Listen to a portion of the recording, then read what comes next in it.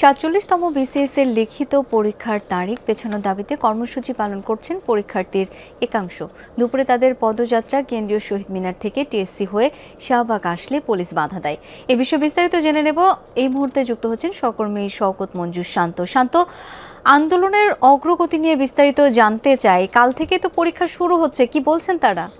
শিক্ষার্থীরা কিন্তু এখনো বলে চলেছেন যে আগামীকালকের যে পরীক্ষা রয়েছে সেই পরীক্ষায় তারা অংশগ্রহণ করবেন না, এবং একই সাথে তারা দাবি করেছেন যে সরকারের পক্ষ থেকে, উপদেষ্টাদের পক্ষ থেকে কেউ এসে তাদের সাথে কথা বলতে হবে, অথবা তাদের যে যৌক্তিক চাওয়া রয়েছে সেই দাবিতে তারা যে আন্দোলন করছেন তারিখ পেছানো এবং তাদেরকে যৌক্তিক সময় দেওয়ার দাবি, সেটা যদি মেনে নেওয়া না হয় সেই ক্ষেত্রে বিকাল ৫টার পরে একজন শিক্ষার্থী ঘোষণা দিয়েছেন তিনি কিন্তু গায়ে আগুন দিয়ে আত্মাহুতি দিবেন। একই সাথে জুলাই আন্দোলনে ভূমিকা রাখার কারণে আরেকজন নারী শিক্ষার্থী তিনি যে ক্রেস্ট এবং যে সম্মাননাগুলো পেয়েছেন সেগুলো পুড়িয়ে দিবেন বলে ঘোষণা দেওয়া হয়েছে।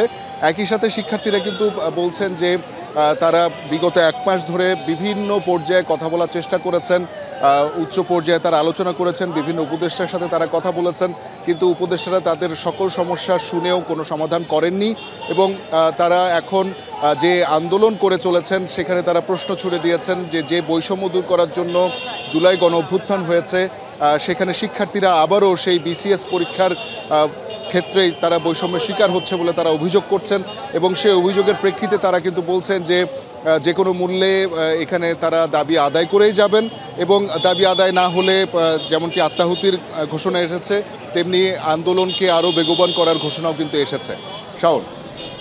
শান্ত, ধন্যবাদ আপনাকে।